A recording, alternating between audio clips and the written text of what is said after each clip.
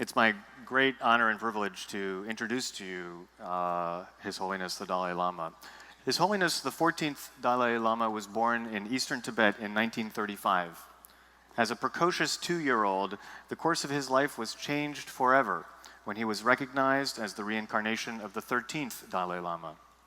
He soon began his monastic education and was destined to become the leader of his people once he reached adulthood. But world events interrupted this plan and abruptly changed the course of his life. Several years ahead of schedule, due to the threat of the advancing communist army, he was enthroned as the spiritual and temporal leader of Tibet. He was only 16 years old. Barely 10 years later, when his efforts at appeasement had proven unsuccessful, he was forced to flee during an uprising by Tibetans against their communist oppressors. The year was 1959. The same year that the people of Hawaii were commemorating the birth of a new state, while others were still mourning the loss of their kingdom. While statehood was front-page news in Hawaii, for weeks the rest of the world was gripped in suspense over the young Dalai Lama's fate. He and his party trekked across the world's most treacherous escape route, through the Himalayas, evading communist forces at every turn, desperate to reach the safety of India. That was a little more than 50 years ago, and the Dalai Lama has been a refugee ever since.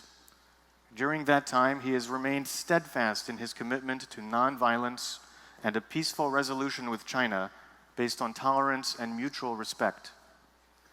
Today, he accepts that Tibet should remain a part of the People's Republic of China and asks for Tibetans only what the Chinese government has guaranteed in its own constitution: genuine autonomy over their own cultural, religious, educational, and administrative affairs. In 2011, at his own initiative and after architecting decades of democratic reforms, he officially devolved his political leadership to an elected body. This brought an historic end to the 369-year-old tradition of the Dalai Lamas holding dual responsibility over spiritual and temporal affairs. During his half-century in exile, the Dalai Lama has become a recognized world leader for peace and interreligious harmony. He has tirelessly traveled the world advocating the concept of universal responsibility, the notion that by virtue of our interconnectedness, we all share responsibility for each other and the natural world. His efforts were recognized by the Nobel Committee in 1989. In awarding him the Nobel Peace Prize, the committee cited his consistent opposition to the use of violence, his philosophy of universal responsibility, and his work on international conflicts, human rights, and the environment. He has been recognized with nearly 100 other international awards and honors.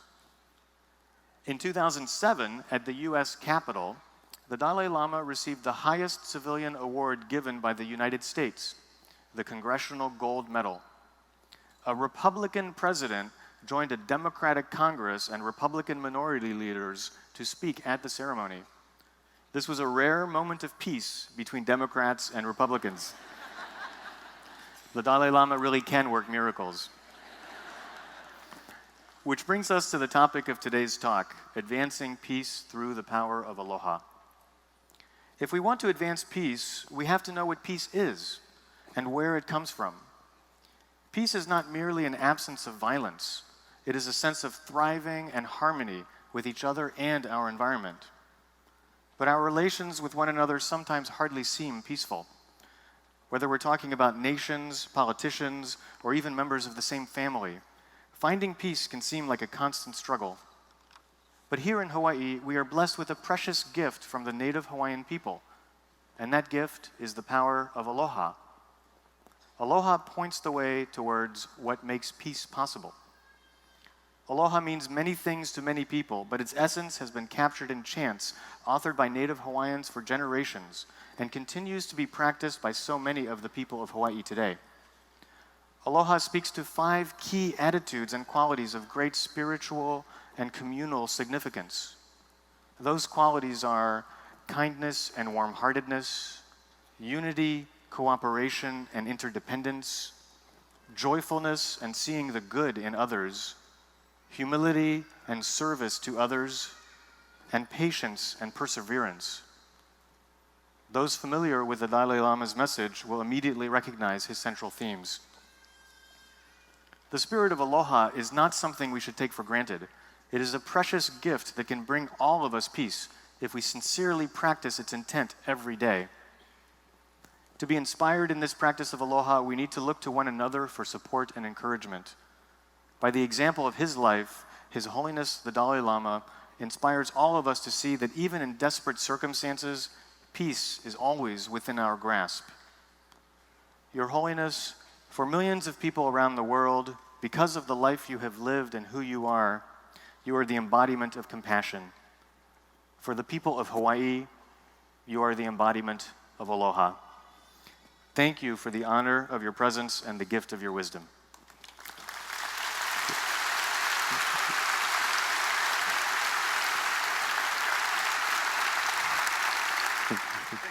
Thank you.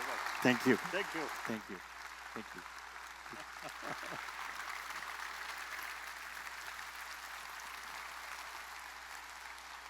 Thank you.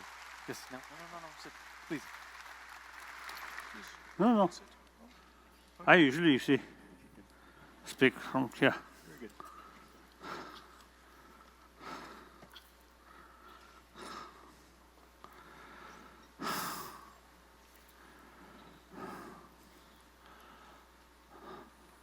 Long-time friend, Governor. Since many years, we know.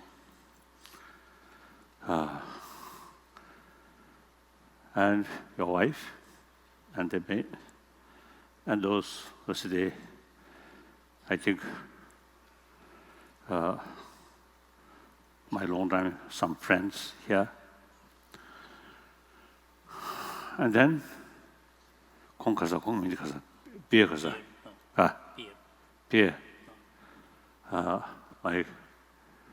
I think since few years, is a very close friend. And then, basically, we all actually human brothers and sisters.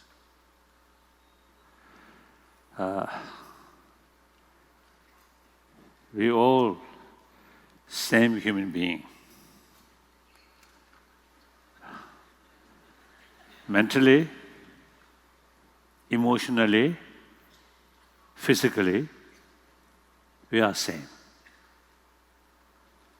So whenever I give talk, people, I always feel I'm just one of you. No differences, no barrier. This kind of sort of the mental thinking, very helpful.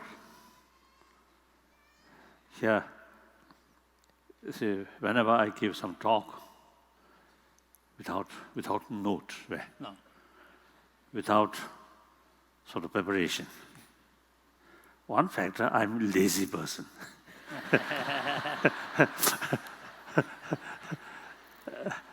And another factor is, whenever I meet people, I just feel something, my long-time friend. So no need some kind of anxiety or these things. So it is immense help to maintain calm mind, no anxiety. If I pay too much sort of seriousness, then stress increasing. It actually suffer myself. So you say, just open.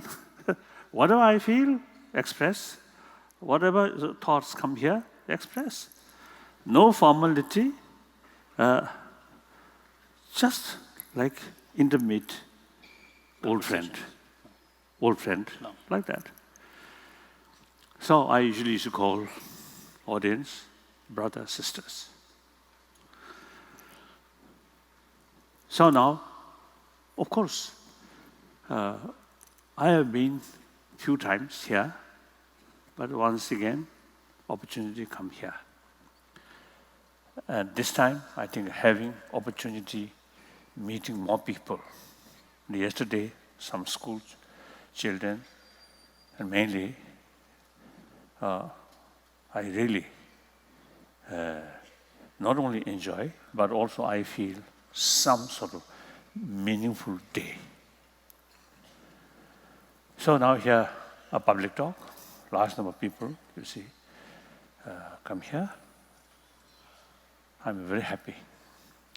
Then my friend, you see, in his sort of introduction, he sort of quite sort of today, clear explanation about meaning of kasa, Aloha. aloha. I don't know. I just it's just the sound repeat aloha, aloha, without knowing the meaning. But now I learned some sort of deeper meaning of aloha.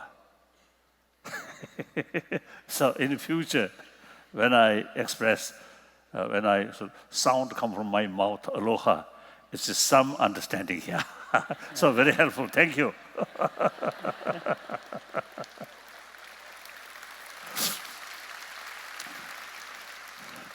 So when I listening your explanation about the meaning of aloha, then I felt, yes, express the word aloha very easy, but implement real meaning of aloha not easy.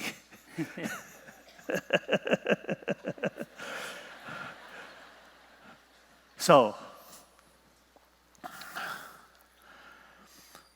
basically, we all being, including animal, insects, birds, everyone want happy life, do not want disturbances.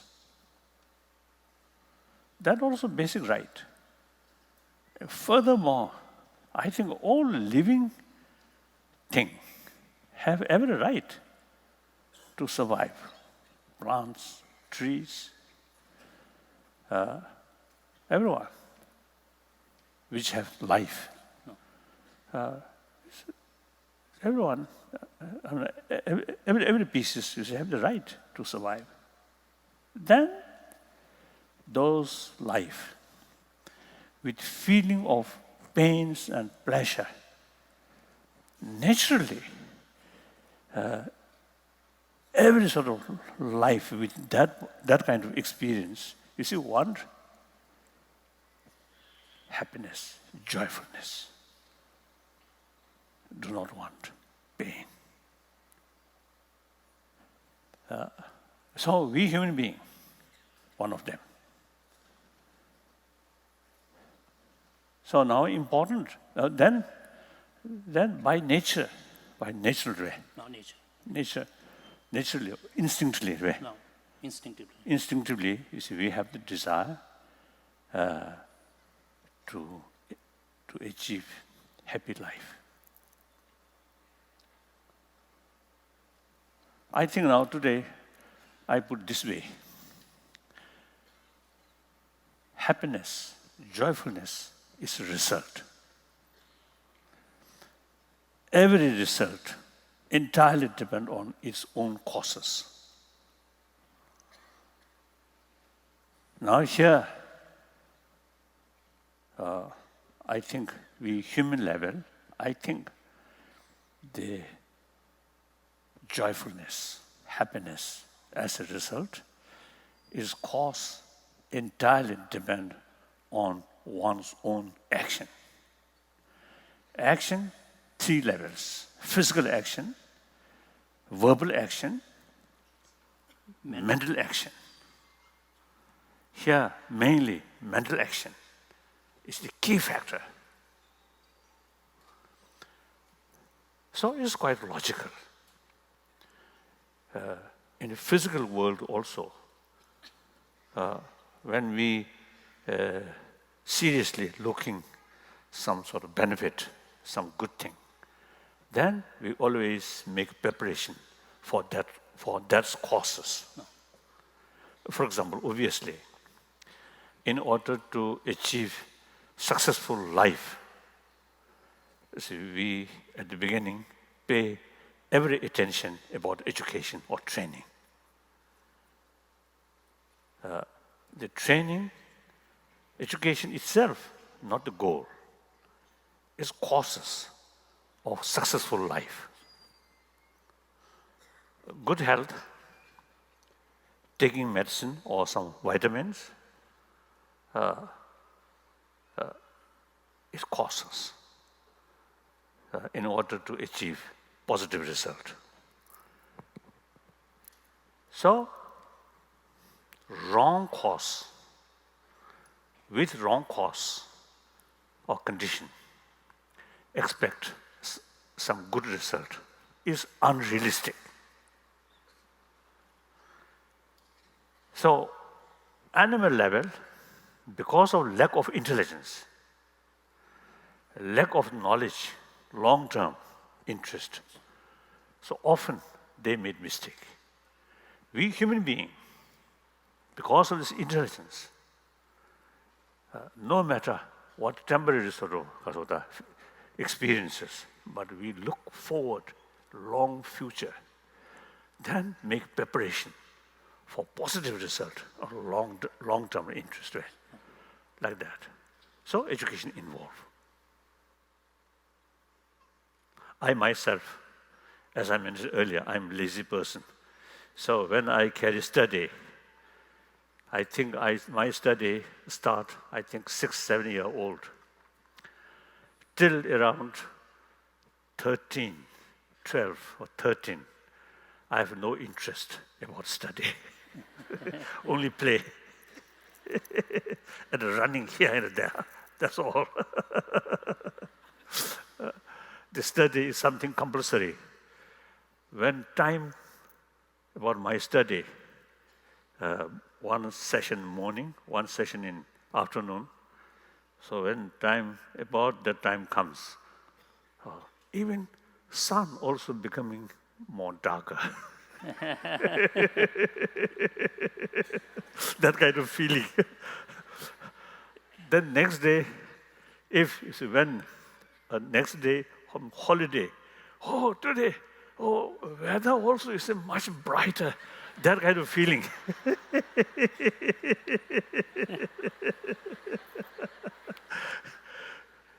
But at that time, no interest about study. Now later I found these sort of knowledge from study immense helpful. For my case, mainly peace of mind. So like that, that today's peace of mind is supposed goal. In order to achieve that,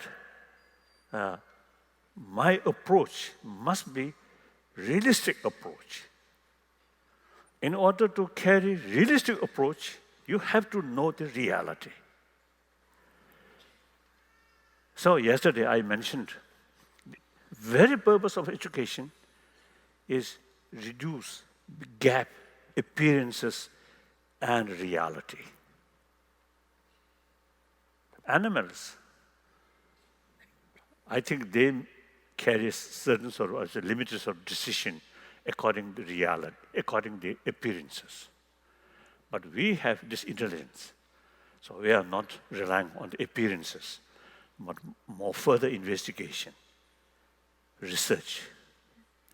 Then try to know the reality with fuller picture of the reality. Then adopt a method. That method becoming realistic method. So through realistic method, you will gain satisfactory result. So that's nature law, No. law of causality.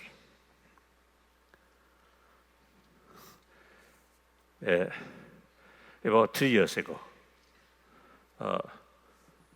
one occasion in the state, one of the Indian state where Bodh Gaya, the Buddhist Mecca, I usually call Buddhist Mecca, which exists. So the chief minister of that state, he constructed one Buddhist temple in his own capital. So he invited me to participate in the open ceremony. So at that ceremony, you see, he expressed with Buddha's blessing, so his state rapidly be prosperous. Oh, he expressed that way. Then my turn talk on that sort of occasion. Of course, I know the chief minister very well. So I told, if your sort of successful state of prosperity rapidly through Buddha's blessing, then your state much earlier must be prosperity. Prospered. Because Buddha's blessing, more than 2,000 years already there. But you see, Buddha's blessing entirely depend on able chief minister's hand. So that means the prosperity must come through action, not through prayer. So therefore,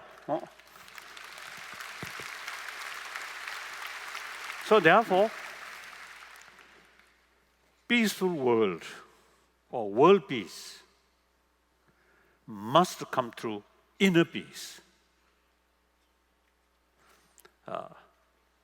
And individual level also, in order to happy life, inner peace is very essential, including your healthy body. Recently, some of our sort of seminar or dialogue with scientists, our slogan is healthy mind, healthy body. So healthy body, very much linked with healthy mind.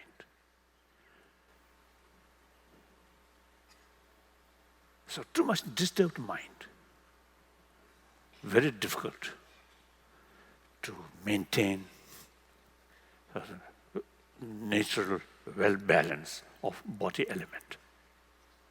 Too much stress, too much anxiety. That develop frustration, hopelessness, and then anger, hatred. So, the happy life, healthy body, very much linked with our mind, our emotion. Destructive emotion, say, through sensory level, very limited, mainly through mental sort of thinking. Such as anger, hatred, mainly come through mental sort of mental thinking. Mental thinking. These angers, my friend, one American scientist, about sort of the mental problem. I met a few years ago at Stockholm in Sweden. He told me, at that time, his age already 84, like that. He told me, when we develop anger, the object which we feel angry,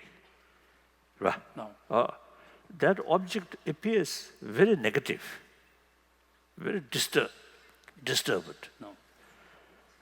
Actually, 90% of that sort of negativeness is mental project. He's a scientist, not Buddhist,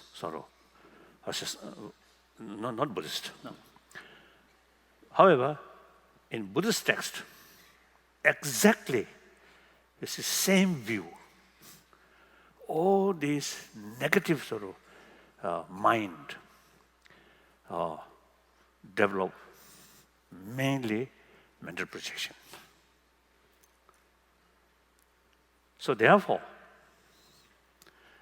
through training of mind, try to develop proper mental attitude, then that kind of mental projection will reduce.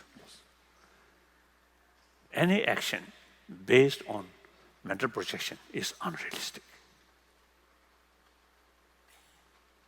So any decision under strong emotion often become wrong because much emotion is actually biased view. Through that way, you can't see the reality, including your enemy or troublemaker. In case you should take some countermeasure about the troublemaker side, right? No. We should take the calm mind, analyze, find out their weaker points, weak points. Then, then take sort of the countermeasure. Then really effect, because hit The target. effectively. No.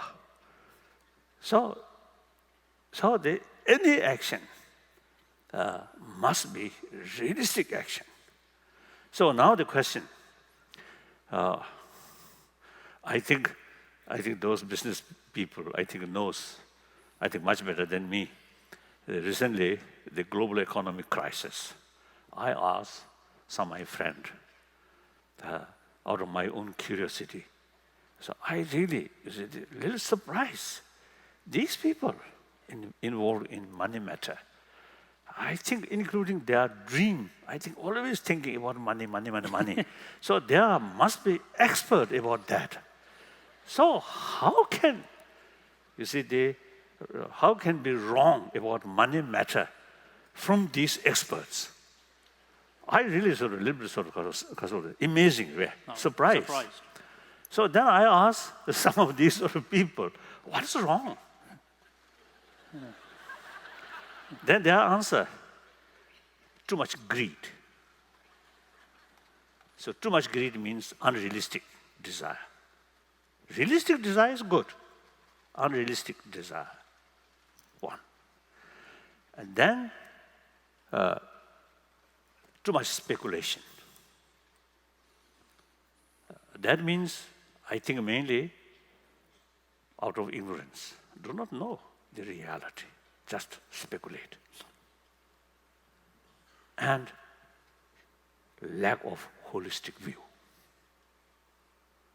So these economic crises also ultimately related with our mind.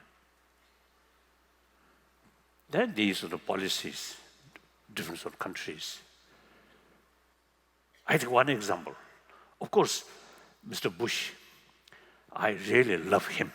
Very nice person. Really nice person. Actually, that day, the congressional gold medal, from sitting room to the room where ceremony should take place. So when we are going there, Mr. Bush, he always used to say, Kasota, hold my hand. And then also Nancy Pelosi, as a speaker, she also there. So then President Bush whispered me, they always create problems for me. but today, we are very peaceful. So I really, Mr. Bush, really, on human level, really nice person, very nice person.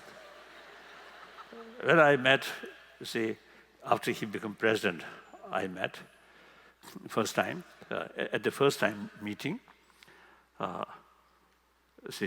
as usual, some cookies brought. Then I just, express, which is better? I express that way. Then president, this is good. I already ate. This is very good. So we immediately become some kind of, was a very close friend. So therefore, I always say, I love him. I respect him. But that does not mean I fully agree all his policies.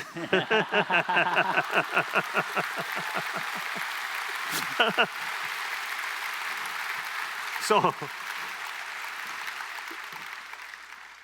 after this sort of Iraq crisis,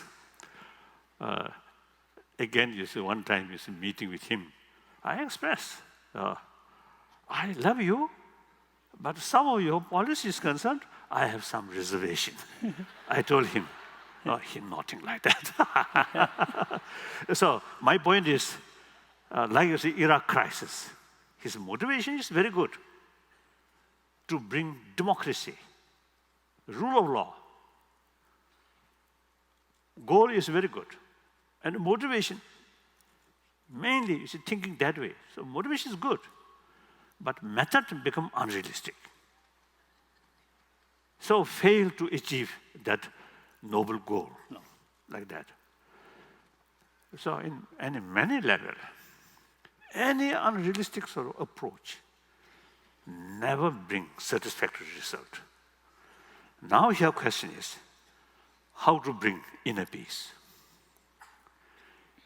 Inner peace through wealth? No. Through simply healthy body? No. Through just knowledge about brain development? No. Beautiful kasota, good constitution or rule alone? No. So, then what is the real sort of basis of inner peace? Is warm-heartedness.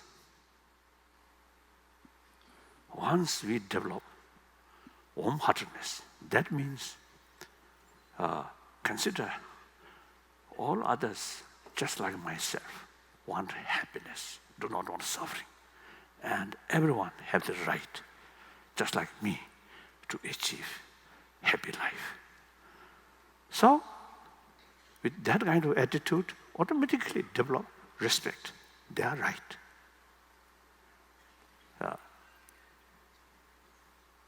Through that kind of mental attitude,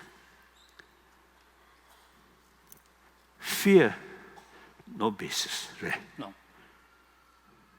Even sort of your neighbor, usually you have some kind of sort of suspicion that may bring, that may develop fear. Once you become closer, that family, more closer feeling, anxiety reduce, distrust reduce, fear reduce. Our daily life, we can sort of examine our own sort of experience. So more compassionate feeling towards other. That immense help to reduce fear. Because fear develops on the basis of distrust. Love there, compassion there, no longer distrust. Of course, this is not something, again, as I mentioned earlier, realistic. So, the blind love, not that way. You utilize human intelligence, thorough examine, research, investigate. Through that way, develop compassion.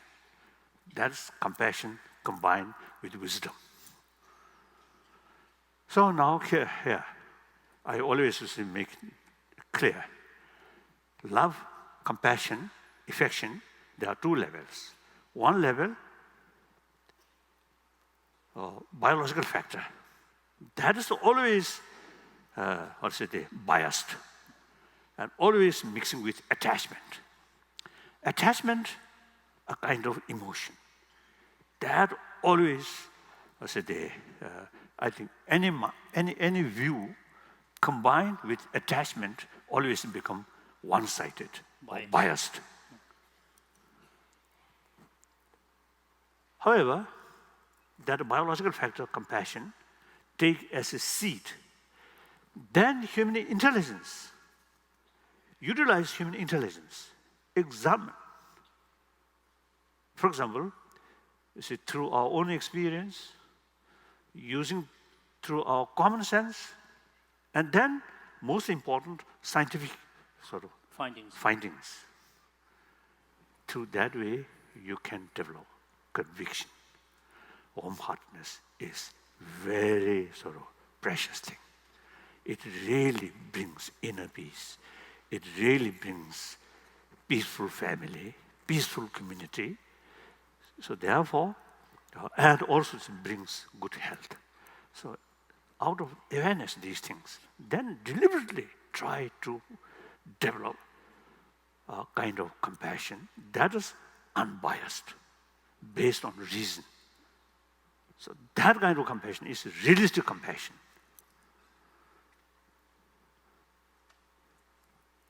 If you ask, that kind of compassion must be based on religious faith. Yes, of course, all major religious traditions carry this message, this practice. But basically, these practice not depend on religious belief. Without religious belief, we can develop that kind of unbiased, infinite love, compassion, universal compassion. We can develop through education. I found one my sort of friend, Richard Moore, one Northern Islander. At very young age, I think about 10 years old, his casualty. I mean, then you see the problems in Northern Ireland. The British soldier once sort of shot the rubber bullet and hit his sort of the forehead. Then instantly lost his sights. And of course faint. Then put in, when faint you see, disappear. No. Memory comes. Yes. Then he already in the hospital. That very moment, he felt, now I am no longer seeing my mother's face. Only that thought come, not anger, not hatred. So because of that kind of mental attitude, the rest of his life, a very happy life. Eventually, he found a very good wife and a true daughter, very beautiful. I often was teasing him, you can't see your daughter's beautiful face. I can see. So that is a proof, right? No. Because even such sort of tragedy, he still remained calm mind. Not develop anger or frustration. As a result, his life very smooth. And he further sort of education. So I always describe him my hero. Really wonderful. He not religious minded. Of course, his mother religious minded, Catholic sort of believer, but he himself, even at that age, he said, of course, obviously, not much religious sort of belief. But as a human being, he developed that kind of mental attitude. Result, immense benefit, whole his life, not only himself, but all his families, very joyful, like that. Then later, he tried to find the British soldier who shot on his face. Later he found. Then both of them become very unique close friend. Wonderful. So we ordinary human beings have that kind of ability if circumstances is properly sort of nurtured. properly nurtured like that. So therefore, these positive sort of emotion or positive sort of mental attitude are not at all based on religious belief. No. So therefore, I usually call secular way, secular sort of ethics, and way of approach that also secular way approach these secular ethics without touching religion. That I think quite crucial among now 7 billion human beings. I think many of the people, many people, essentially non-believer, not much care about religious teaching, even though some of them claim, I'm Christian, I'm Buddhist, I'm Hindu, I'm Jew. And their real life, day-to-day life, not much bother. So we really need a universal way to approach these universal value. If we rely on religious faith, no matter what sort of marvelous sort of, no matter what sort of marvelous religion, but never be universal. So we really need a universal way to approach these things. So that's only secular way. Then that, through education, through knowledge, through awareness, from kindergarten up to university level, we have to find ways and means to make awareness these values. Then whenever they find some problems, some disagreement, usually sort of instinctive sort of response usually come, some disagreement come, how to solve, how to face this by force. Not through education, through awareness, not that way. Whenever we face some disagreement or some problems, we should develop some kind of automatically feel how to solve this through dialogue. So I usually used to call the 20th century wonderful century. However, that century became century of bloodshed. If immense sort of bloodshed, immense violence in past century really brought some good shape on this planet, then we can justify that immense violence. But that's not the case, including Iraq crisis. All these crises due to negligence of previous century. Very clear. So therefore, there's no other way except try to build this century or century of dialogue, century of peace. Peace through dialogue. Peace does not mean no longer any problem. Problem always there. I think this, actually, it's a small area, this. So long this area active, some kind of problem always happen. So therefore, we must find how to tackle when we face problem. Not use force, but through talk, with respect, willing to listen others' interest, others' view. Then try to compromise. That's the only way.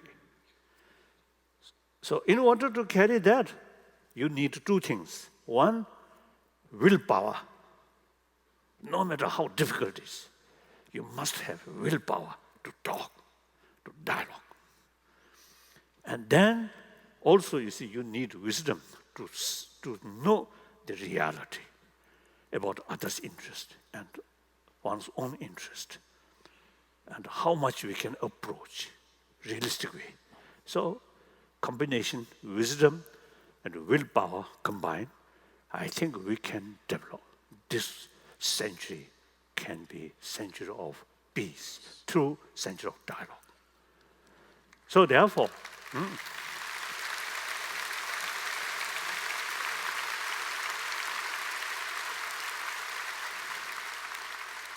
so sometimes in such field like you, small community, still strong sort of heritage about sort of your past, like essence of Aloha.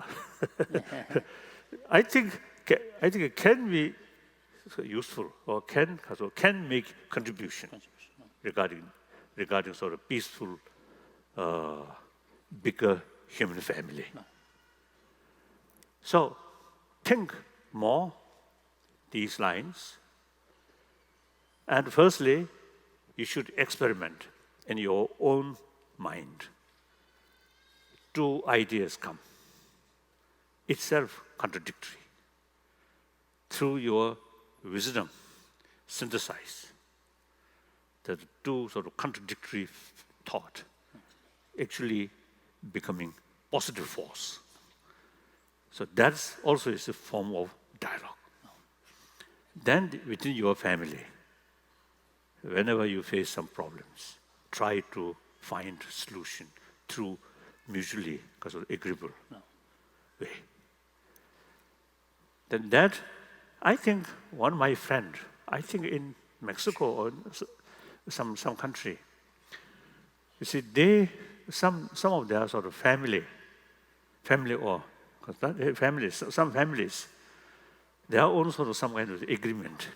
They create zone of peace within their own friends. So any sort of serious sort of quarrel should not take within that area. So such sort of, I think, good experiment. And then also education, secular ethics through education. First, one school, some systematic sort of lesson, educate the value of nonviolence. Then first adopt one school as an experiment. Then, after 5 years, judge what positive effect or what lacking. Experiment, examine. If something good, already in Wisconsin area, some school already carried that as an experimental level. And the Emory University also is carrying that sort of program. And then Stanford University also you see carrying with help of some scientists, some educationists. They are carrying this work. So why not here also? But then if positive result, convincing sort of positive result there, then 10 more schools or 100 schools, you can expand that way. So that's the way to change the way of thinking in our society. Through that way, we can build happy, peaceful society. So initiative must come from individual. It's quite clear, quite natural when we think about world problem, immense, vast. Then ability yourself, very limited. Then you often feel some kind of helplessness. But then think more more detailed way. Yes, the problem which created by human beings themselves. So answer must find from human beings themselves, no other. So then human being means combination of individual. So initiative must start from individual. That's the only way. So should not feel helplessness. Make effort. At least create individual case, inner peace. Then share with more people, your friend, then eventually including your enemy. Go like that. So that's the way to transform our world. Thank you. Some questions now.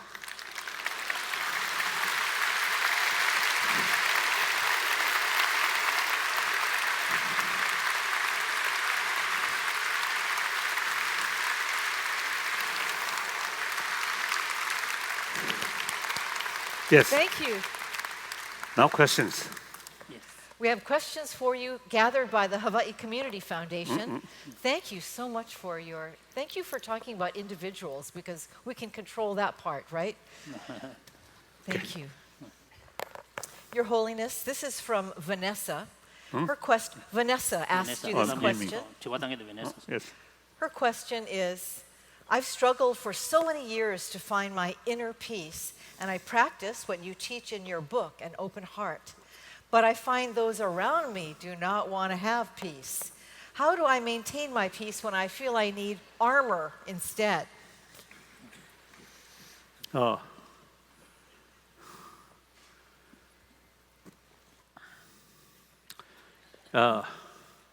My own case, I have plenty of excuse.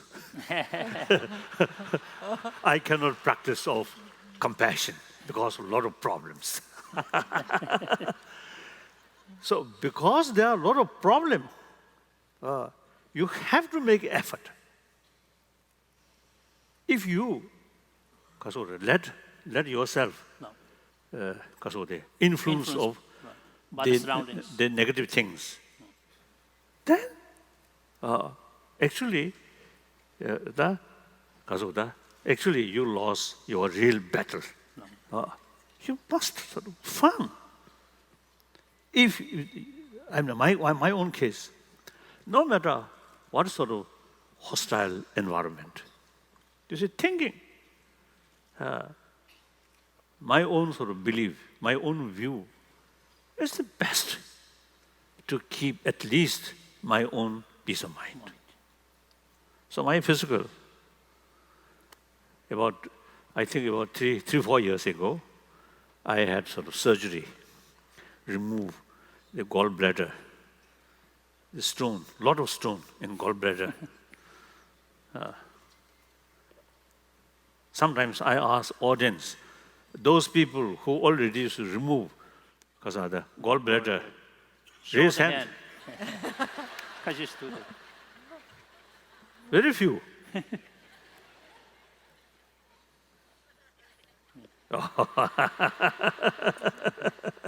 Quite few.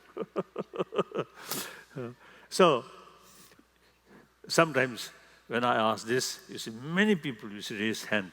So then I feel I'm not alone. Many sort of companions there. Yes. So in any way, after that surgery, usually the experts told me the Anesthesia. That within 15-20 minutes we'll finish. So then Regain awake. consciousness. No, awake. But my case, complication. Firstly, you see the gallbladder enlarged, I think, more than 2 times. And ready to burst. No, almost ready to, burst. And also the pus. No. So, because of that complication, surgery took about more than 2.5 hours. Then recover very quickly, very fastly recover within 4 days. Because of that, except you see that wound, otherwise you see fully recover. So at that time, doctor, the physician, you see, expressed to me, this young patient. And I told him, I'm not young. At that time, already, I think 75. So then doctor said to me, he knows my age, but your physical condition looks like in 6 days. No. So he described me as a young patient. So here, then I felt, my mental state, emotional state, quite peaceful, quite sort of calm. I think that really, because of that, Made the difference. makes differences like that. So therefore, thinking these lines, then develop full conviction, your own practice, your own belief, your own view. Then, if you are remain firm, strong, then there is greater chance to influence others. If you remain weak, then difficult. So overall, we have to make some effort. If we have some sort of, because of the view, today's existence of the world, a lot of problem, a lot of injustice. Even democratic country, law-abiding citizens. Still, without self-discipline, without sort of moral principle, then still a lot of problems. So we have to fight about this, not by force, but by promotion of moral ethics.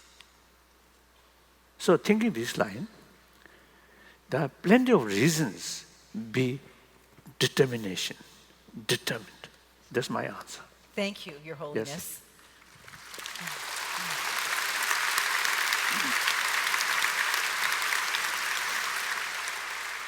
This second question is from a woman named Gina. She says, in the Hawaiian language, mihi is to repent, seek forgiveness, and break the bonds of resentment and mistrust between people. How does someone achieve forgiveness when not all parties are open to change? 그래서 그것은 제샤세 주서로와 그래서 디치도 가라야 아니 욕선나 유견 초니가로네로와 아니 비교 소금으로 매베는 컨디션 제샤진 forgiveness and forgetfulness, two different. If you really forget and accept what they done, then no basis for forgiveness.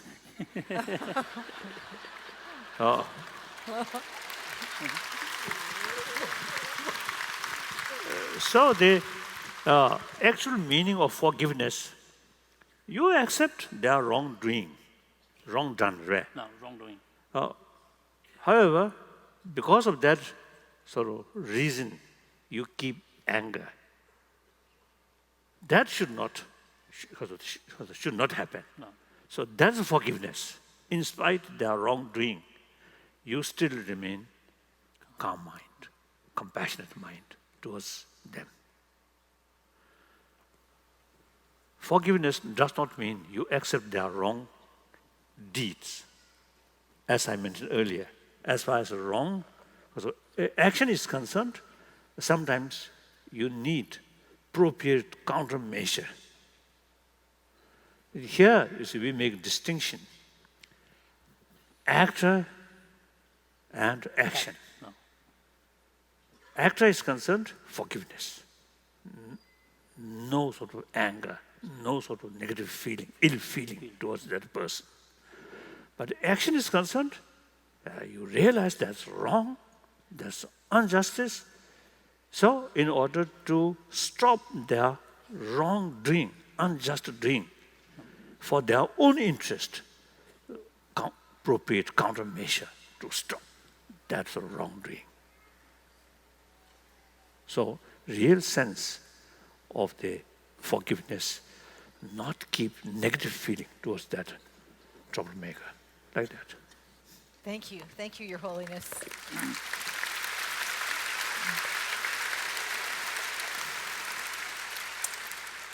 This question is from Sunny. Sunny says, so many people feel fear, which you talked about, and distrust about the future. What can each of us do every day to deepen our trust? 신앙스레. No, 신앙 마음 번들라 매버리 sikti 이제용으로 stress. Fear, again, the realistic fear. If mad dog come here, fear, it's realistic fear. Much better with fear if you just relax. Or then you may suffer. Or compassion. foolish.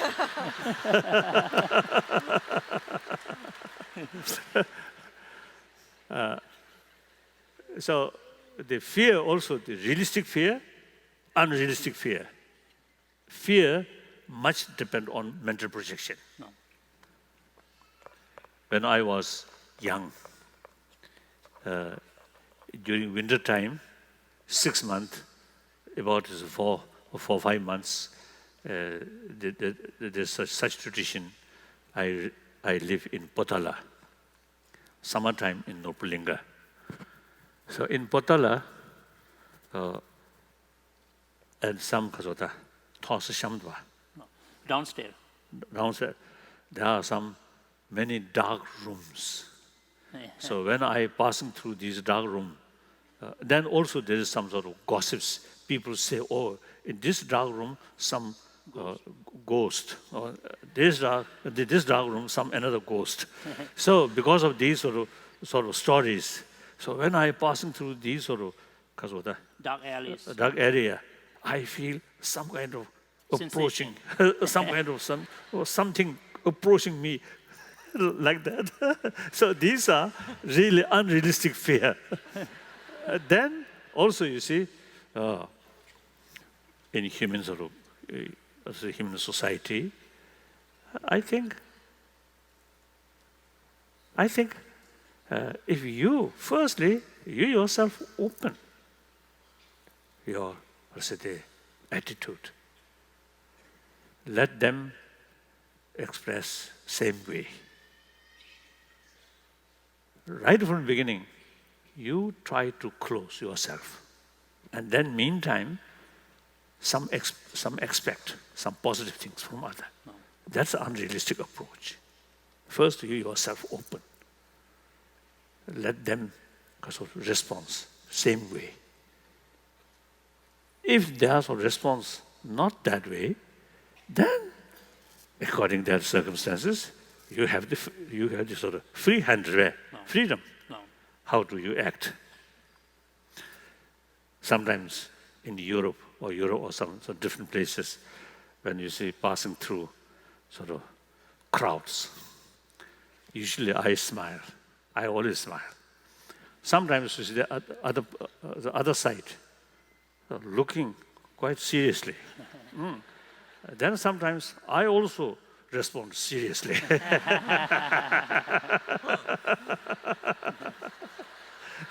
So you have freedom.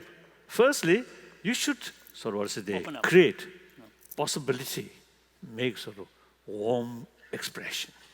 I think that's important. You yourself, you see, a little bit suspicious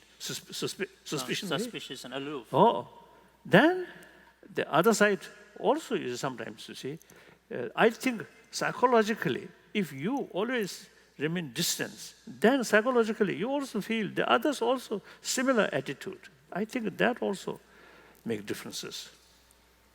That's my view. Yes. Thank you for that answer. Thank you. Okay. I think we have time for one more question. Yes, Is that right? yes. One more. Okay. Here it is from Angela. How should indigenous people who have become strangers in their own land try to regain inner peace when surrounded by their oppressors?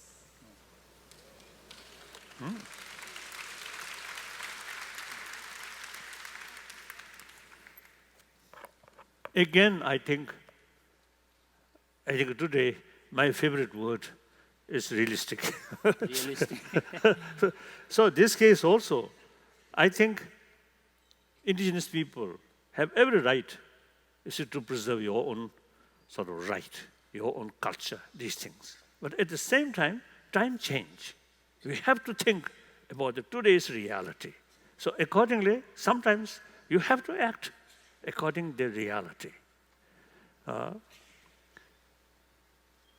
So as far as Tibetan issue is concerned, I usually call middle way approach. That's something, every level, middle way, not extreme way. Practical, realistic, middle, middle way approach. That I think important. Then you think broadly, those people who come from different sort of culture background or different sort of area, these also basically human being. I think a number of sort of family, I think married with different sort of Culture background. So that shows basically we are same human being, isn't it? So they're thinking more broadly, more holistic way. I think today's world is such that's such sort of reality. So you should just think yourself and prefer isolate. That's unrealistic, I feel. Now, next question. All right, next question. Bonus. Then this last question.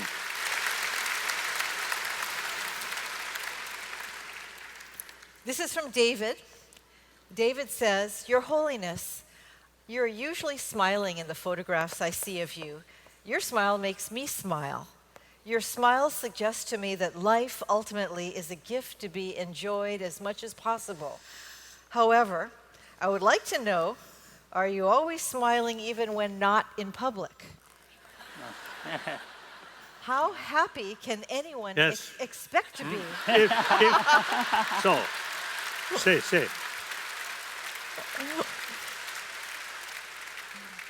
When I'm in bathroom, if still smiling, what looks silly, isn't it? and furthermore, in case you see sometimes it's difficult to come out, so then you need some kind of little pressure. So no time smiling.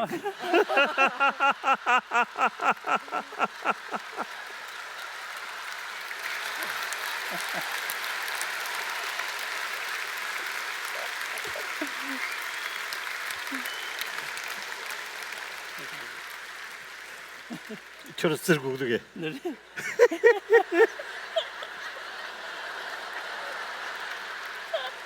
Yes. We missed that part. What was that part? Oh? No, he was just, said, have you ever experienced that?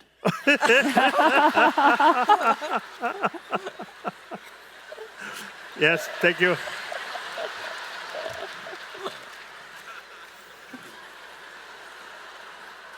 So just to finish David's question, he said, What's happened? I'm afraid.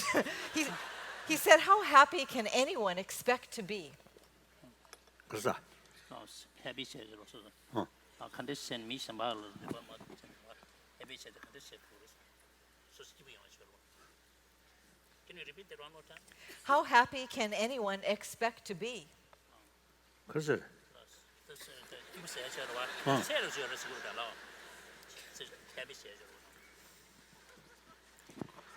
now here I think if serious answer, right? If need serious answer, then the level of happiness also, you see, there are different levels. Some kind of happiness or joyfulness which common with animal, that's very limited, very low.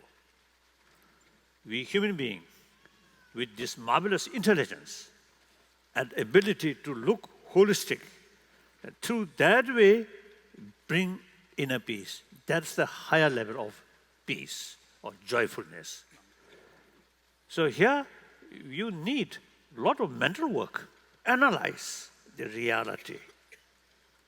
Then there are plenty of reasons feel sad, but at the same time, plenty of reasons to feel proud, to feel happy. Things are relative. Any event, different angles or different aspects. So from one angle, look that event, you may get some uncomfortable. Same event, look from another angle, you may get more hope. That's the reality. Problem, in spite of our intelligence, in spite of our ability, we usually just look from one angle and very closely.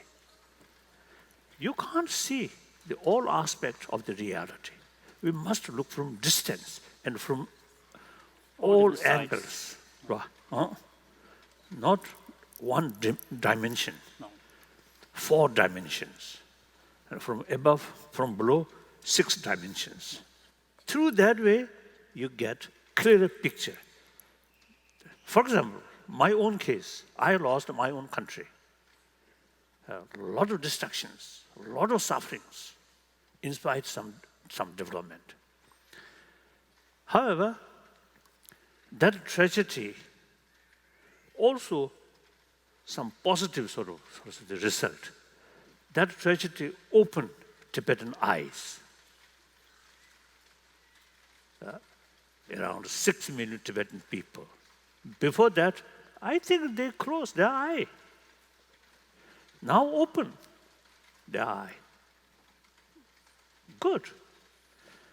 Me personally, last 53 years, so life in exile in India, best period, gaining more knowledge, more experience. That immense help to develop more experiences. And with that, more realistic thinking, like that. Then also, I often is telling Tibetan who come from Tibet, occasionally they come, pilgrims to India, mainly coming to see me. So I always is meeting them. So some occasions I expressed, today, entire Tibetan population, actually 5 Chinese provinces, 1 autonomy, Tibetan autonomous region, then other 4 provinces, Yunnan province, Sichuan province, Gansu province, Qinghai province. All Tibetan in these different places. Now, really remarkable sort of feeling of unity there. So I told them, this unity brought by Chinese communists. So very, very sad event, but brought some positive sort of result. So looking that way, then if you look only negative side, then sad, sad, sad. If you look from wider perspective, you can see some positive things. Then your sort of mental level, at least emotional level, you see, much less sort of distress, like that. So that's humans' intelligence. That is the quality of human intelligence. So everybody have that sort of ability, that capacity. You must utilize that. Thank you.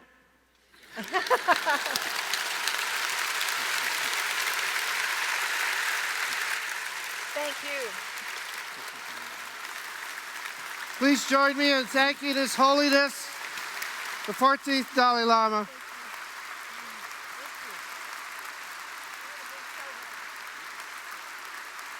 And thank Leslie Wilcox, our MC for today's event. Her Holiness, thank you. Okay.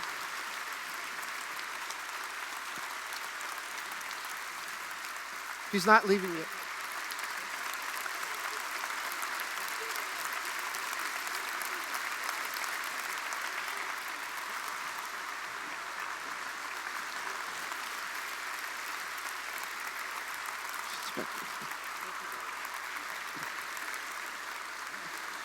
The greatest way we can honor the Dalai Lama is to live our lives with peace and compassion that he embodies.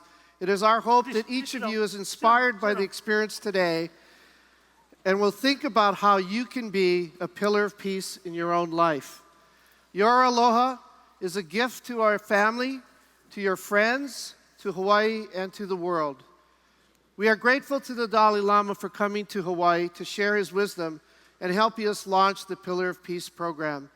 During his 4-day visit that encompasses over 10 public and private events, the Dalai Lama will interact with nearly 20,000 Hawaii residents. And in addition, his messages from 3 of these events are reaching audience throughout the world through live stream webcasts. As part of our commitment to transparency, we share with you a summary of expenses and revenue related to the events during his visit. The Dalai Lama does not charge a speaking engagement fee, and no aspect of his visit is being used to profit financially. Any funds raised are used to cover expenses only. We will now begin the closing ceremony, starting with the hula by Halau Hula Ohana. And following the hula performance, gift presentations will be made to His Holiness on behalf of the people of Hawaii by Governor Neil Abercrombie, as well as Pierre and Pamela Midyar, who will be presenting him with a special pahu, or drum. So please join me in welcoming Halau Hula Olana.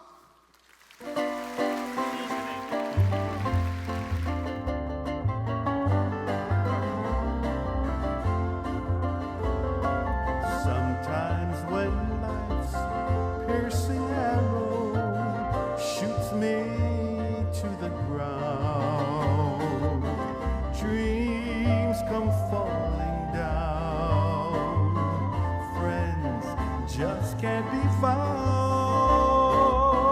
I don't worry, I don't wonder, I know what to do. I don't go crazy, I just go for you. Surround me with love, I need you beside me. I want you to hold and hide me when this world is closing in on me. Yeah. Surround me with love. Oh, I know I can make it. Whatever comes, you know I can take it. Just as long as you surround me with love. Who can say what comes tomorrow, what the future holds, what lies down the road? Heaven only knows. But there's one thing I know for certain, one thing that is true, one thing I'm sure of is I need you. Surround me with love, I need you beside me. I want you to hold and hide me when this world is closing in on me. Yeah. Surround me with love. Oh, I know I can make it. Whatever comes, you know I can take it. Just as long as you surround me with love. For every sunrise, I love you. I love you. Until the sun sets, I love you. I love you. And every moment hereafter, until the morning dew. Aloha, Yahweh, I love you. Yes, every sunrise, I love you. I love you.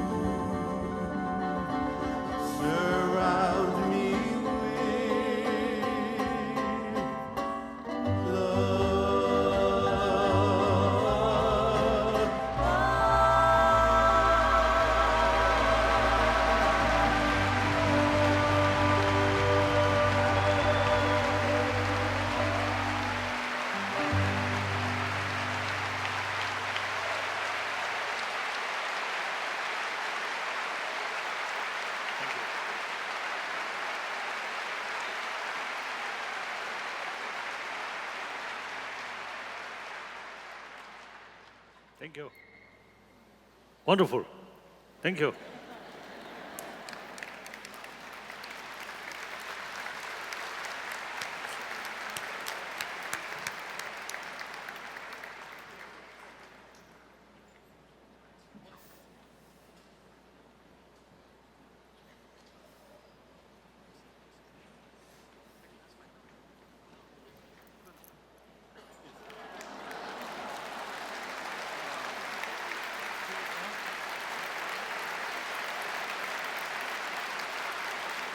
Ah.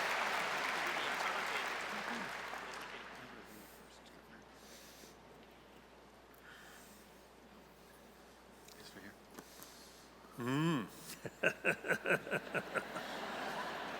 Your Holiness, on behalf of the people of Hawaii, Oh, it was a little heavy. this is a paddle symbolizing our canoe. As you know, for the canoe to reach the shore, everyone must pull together. He doesn't have a mic, yeah.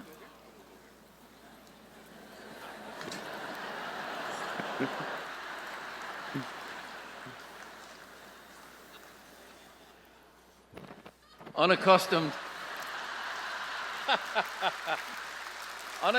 as I am to public speaking, Your Holiness, this is a gift from the people of Hawaii.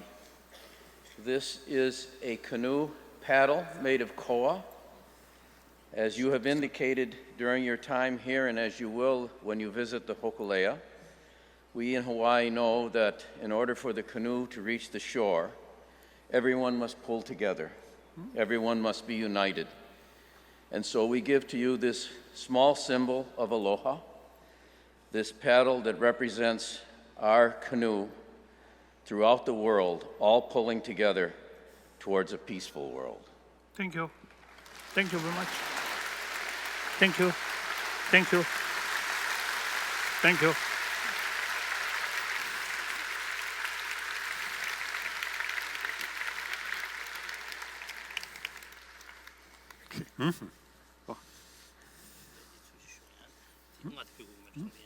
Your Holiness, yes, yes. No, it's okay. I think I still have a mic. Your Holiness, on behalf of Pillars of Peace, we are so grateful for your presence here with us, and we thank you for sharing your wisdom with us. This is a pahu. It is an ancient Native Hawaiian symbol of chiefly power, and we believe that your example is a powerful example of peace. Thank you. Thank you. Thank you. Put it on the table. Thank you. Thank you.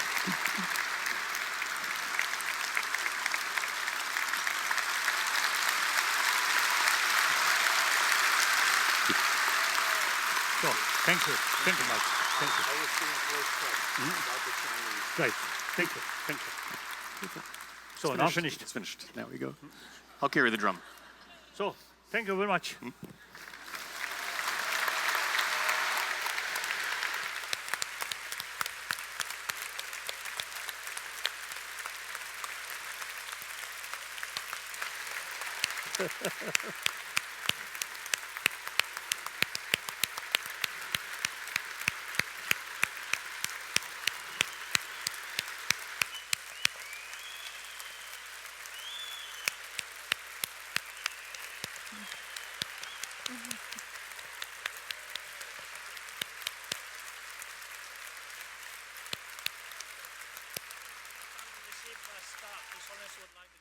Oh, okay.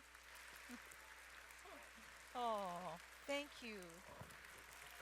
Thank you so much.